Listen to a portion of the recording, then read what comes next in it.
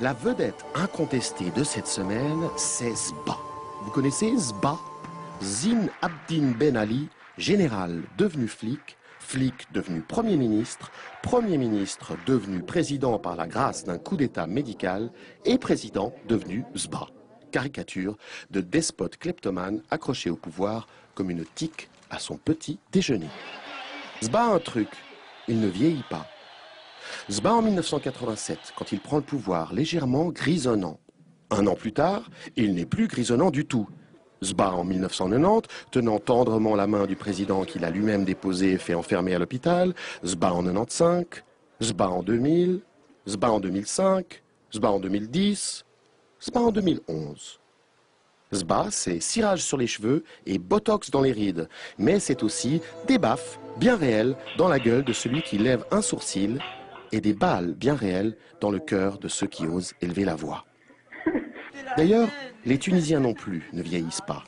Sba ne leur en laisse pas le temps. Mais surtout, Sba fait partie de la confrérie très florissante des présidents qui pillent leur propre pays sans le début d'une esquisse de scrupules et sans prendre la peine de se cacher. Tout ce qui est rentable en Tunisie, des écoles aux compagnies aériennes, des empires immobiliers, aux groupes de presse, des concessionnaires auto, aux clubs de foot, des banques, aux hôtels de luxe, tout a été distribué comme dans un conte de fées sinistre aux 4 maris des 4 filles du dictateur et à sa femme Leila et à la famille de celle-ci. Encore et encore et encore jusqu'à ce que... Et soudain, le flot de mécontentement a emporté Sba comme un raz-de-marée.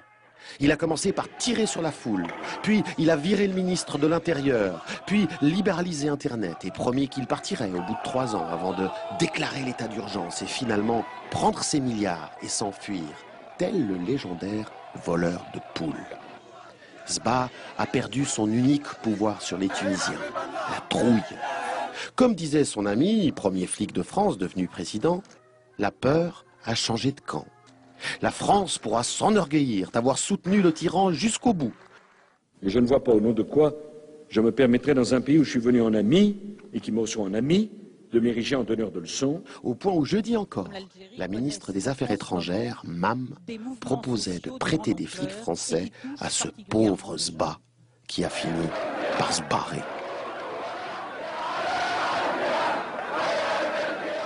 Et je vous rappelle l'image du jour, ces scènes